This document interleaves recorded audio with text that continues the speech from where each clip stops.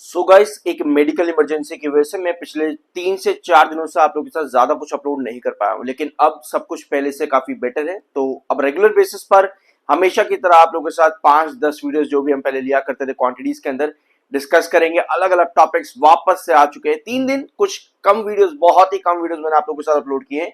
2 से 3 videos daily basis पर। All दो रेगुलर आपको मालूम है कि मैं आपके साथ बहुत से अलग अलग टॉपिक्स डिस्कस करता हूँ। सो अब वापस से नंबर अपना वही कंटिन्यू करेंगे। अडानी ग्रुप से रिलेटेड, इनफैक्ट अडानी पावर से भी रिलेटेड काफी सारी न्यूज मार्केट में आ चुकी है। यूएस एसईसी मैटर, इसके बारे में आपको मालूम है मई के महीने में आपकी नेक्स्ट डेट बनती है। इसमें नेगोशिएशंस की बातचीत चल रही थी, कॉन्फ्रेंस मोशन यहां पर आ सकता है, इसकी अपडेट चल रही थी। लेकिन इस बीच में कुछ आर्टिकल्स ऐसे भी चल रहे हैं जो बताते हैं वाया वॉशिंगटन सोर्सेस की तरफ से कि यहां यूएस एसईसी और साथ में अडानी ग्रुप के बीच में नेगोशिएशंस देखने को मिल सकते हैं आउटसाइड ऑफ कोर्ट। अगर आप लोग चाहो तो ये दोनों पैराग्राफ्स को यहां पर रीड कर लेना। बाकी मैं आपको एक जो है समरी दे देता हूं इस 2 पैराग्राफ्स में क्या क्या मेंशन्ड है। यहां पर मेंशन्ड है कि आउट ऑफ कोर्ट सेटलमेंट हो सकता है यूएस एसईसी और अडानी ग्रुप के बीच में इस ब्राइब केस के मैटर को लेकर के। अब अगर ये नेगोशिएशंस होते हैं तो डेफिनेटली जो भी आउटकम इस नेगोशिएशन का इन अ पॉजिटिव वे आता है तो इसका इंपैक्ट पॉजिटिव अडानी ग्रुप की तरफ देखने को मिल सकता है। ऑलरेडी अडानी पावर ने बढ़िया रिटर्न दिए हैं। इस अपडेट में आज के दिन थोड़ी सी जान और बनी है क्योंकि ये अपडेट काफी ज्यादा पॉजिटिव है। वॉशिंगटन सोर्सेस की तरफ से ये अपडेट देखने को मिल रही है। अब मार्केट एक्सपर्ट्स ने अभी भी यहां पर अडानी पावर, स्पेशली क्योंकि अडानी पावर के बारे में हम बात कर रहे हैं, मेरे चैनल पर आपको अडानी पोर्ट्स और अडानी एंटरप्राइजेस इन दोनों के वीडियोस भी मिल जाएंगे। लॉन्ग टर्म पर्सपेक्टिव के हिसाब से आपको ये दोनों टॉपिक्स मिल जाएंगे मेरे चैनल पर। मैंने रिसेंटली ये अपलोड करे हैं, जरूर देख लेना। अडानी पावर में अभी भी मार्केट एक्सपर्ट्स का मानना है कि बाइंग की रेटिंग यहां पर है और अभी भी एक और अपसाइड पोटेंशियल देखने को मिल सकता है। रीजन क्या है भैया? आप लोगों ने अगर मेरा परसों का वीडियो देखा ये वाला अडानी पावर का, तो आप लोगों को मजा आ गया होगा। यहाँ पे परसों के दिन जब मैंने आप लोगों के साथ अडानी पावर का ये वीडियो अपलोड किया, मैंने आप लोगों के साथ डिस्कस किया था 232 ये आपका नया रिजेक्शन बना है और 224 ये आपका एक नया बेस बना है। 232 रिजेक्शन, 224 ये आपका बेस, ये चीज हम लोगों ने डिस्कस करी थी। और डोम पैटर्न क्रिएट कर रहा है, यानी कि एक रिजेक्शन पर वापस से गिरने के बाद में पुराने रिजेक्शन को बेस बनाता है अडानी पावर। और पिछले 2 सेशन में भाई यही चीज हुई है। बड़ा मजा आता है जब एनालिसिस अच्छा चल रहा हो और सब चीजें बढ़िया से चल रही हो, बहुत अच्छा लगता है। ये है अडानी पावर का चार्ट, 30 मिनट टाइम फ्रेम का मैंने चार्ट रखा है यहाँ पर। और जब मैंने आप लोगों के साथ वो वीडियो अपलोड किया था, जब जिसका भी मैंने आपको स्क्रीन दिखाया है, उस समय अडानी पावर लगभग 232 से 230 के बीच में काम कर रहा था। और हम लोगों ने डिस्कस किया कि भैया डोम पैटर्न क्रिएट कर रहा है, 224 आपका नया बेस है और उसके अगले सेशन के अंदर ही 224 पर आपको बेस बनता देखने को मिला अडानी पावर एग्जैक्टली यहीं पर ही। और ये पैटर्न अडानी पावर बार बार कंटिन्यू कर रहा है। यहां पर देखो, हर बार अडानी पावर ने यही पैटर्न को कंटिन्यू करा है, वापस से इसी पैटर्न के ऊपर है। 232 का रिजेक्शन आज भी कहीं ना कहीं देखने को मिला, 233 232 तक। और ये चीज बड़ा मजा आता है जब आपके एनालिसिस एकदम सही जा रहे हो, क्योंकि एक अगर डॉम पैटर्न क्रिएट कर रहा है मतलब कि इन्वेस्टर्स को मालूम होता है कि भैया कहां से जाकर के गिरेगा और अगला रिकवरी कहां पर जाकर के बनेगा। तो आज के दिन कहीं ना कहीं इन्वेस्टर्स की नजर वहीं पर थी, क्योंकि एक ही पैटर्न क्रिएट कर रहा था। तो इन्वेस्टर ने जैसे ही देखा कि भैया 224 के पास गिरा, वहीं से ही इन्वेस्टर्स ने 6 तारीख को जंप करवा दिया अडानी पावर लिमिटेड के अंदर, वापस से 332 के रिजेक्शन पर।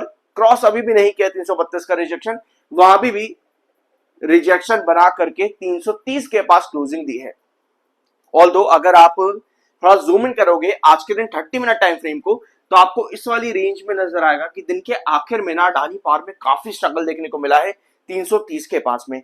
सारी नीचे की टेल लंबी रही, सारी नीचे की टेल लंबी रही, बार को इंडिकेट करती रही, काफी स्ट्रगल रहा है आज के दिन। सो 330 के ऊपर आज के दिन अडानी पावर क्लोज हुआ है। 224 ये आपका नया बेस कामयाब रहा। 332 अगर क्रॉस करता है तो कहीं ना कहीं हम इस बार 232 अगर क्रॉस करता है तो कहीं ना कहीं इस बार हम 240 की तरफ की नजर रख रहे हैं।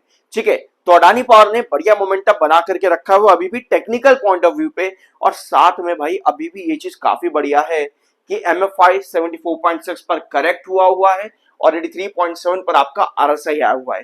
दोनों टेक्निकल्स में काफी करेक्शन देखने को मिली है। कल कूलिंग डाउन प्रोसेस बहुत बढ़िया चला दोनों ही टेक्निकल्स का। अब आते हैं वापस से मार्केट एक्सपर्ट्स पर। प्लीज सब्सक्राइब जरूर कर दिया करो। I am NISM 7 certified. वापस आते हैं मार्केट एक्सपर्ट्स पर। तो मार्केट एक्सपर्ट्स मेजॉरिटी में बाइंग की रेटिंग है। क्या कहना है यहां पर मार्केट एक्सपर्ट्स का? मार्केट एक्सपर्ट्स ने कहा कि जब से कंपनी ने 175 से 180 यानी कि अपने इंपॉर्टेंट रिजेक्शन जोन से ब्रेकआउट दिया है, यहां पर मोमेंटम और बुलिश बन जाता है अडानी पावर में फर्दर। यानी कि मार्केट एक्सपर्ट्स का कहना है कि प्रेजेंट लेवल से यहां पर 250 से 280 पोटेंशियल अपसाइड देखने को मिल सकता है अडानी पावर में। मीडियम टर्म में 250 से 280 के टारगेट देखने को मिल सकते हैं एज पर मार्केट एक्सपर्ट्स।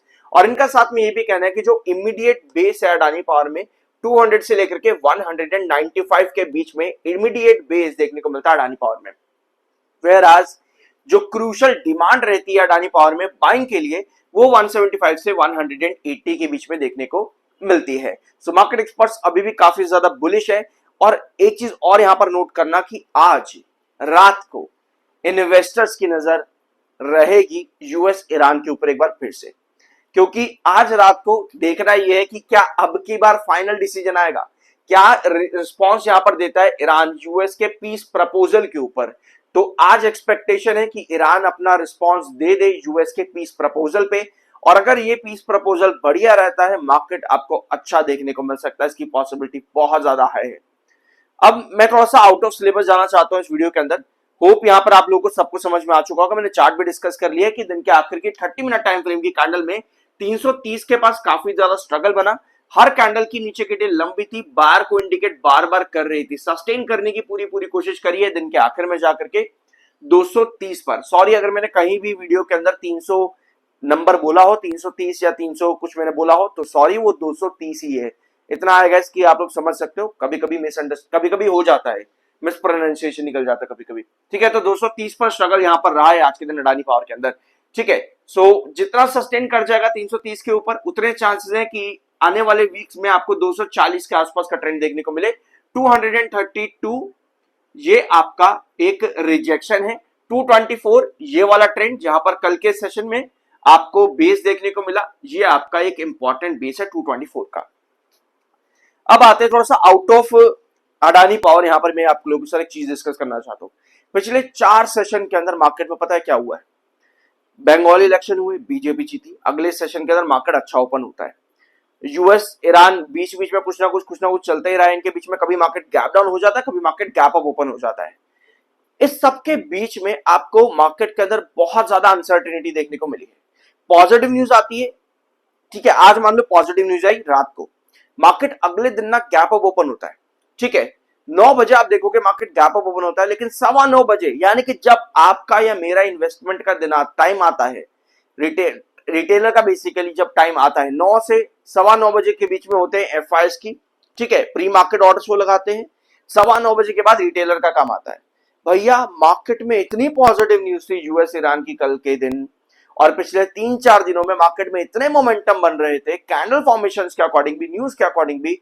लेकिन ये बहुत खराब चीज मुझे लगी कि पिछले 3-4 दिनों में अगर आप लोगों ने कल के सेशन के अंदर यूएस ईरान की उस पॉजिटिव न्यूज को देखते हुए, जो कि 2-1:30 बजे के आसपास आई थी, उसको देखते हुए अगर आप लोगों ने कल के दिन अपने ट्रेड्स प्लान किए होंगे, स्पेशली ऑप्शन ट्रेडिंग के अंदर, और आप लोगों ने कॉल ऑप्शन अगर बाय किए होंगे, तो मार्केट 9-9:15 के बजे के बीच में अच्छा ओपन जरूर हुआ, लेकिन जब हमारे लिए 9:15 बजे मार्केट खुला है तब मार्केट में गिरावट ही देखने को मिली है और कुछ भी नहीं था।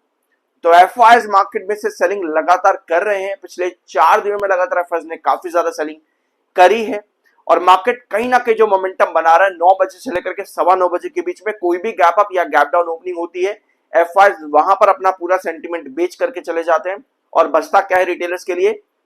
जीरो। स्पेशली ट्रेडर पर्सपेक्टिव के लिए मैं यहां पर ये बात कर रहा हूं, बाकी ये स्पेसिफिकली इंडेक्सेस के लिए है। और अगर स्टॉक्स की बात होती है तो वो स्टिल काफी अच्छा परफॉर्म कर रहे हैं, वहां पर कोई खराबी नहीं है। सो आई होप कि ये पॉइंट आप मेरा यहां पर समझ चुके होंगे मैं क्या यहां पे आपको बताना चाह रहा था। सब्सक्राइब जरूर करना, मिलता अगले वीडियो में।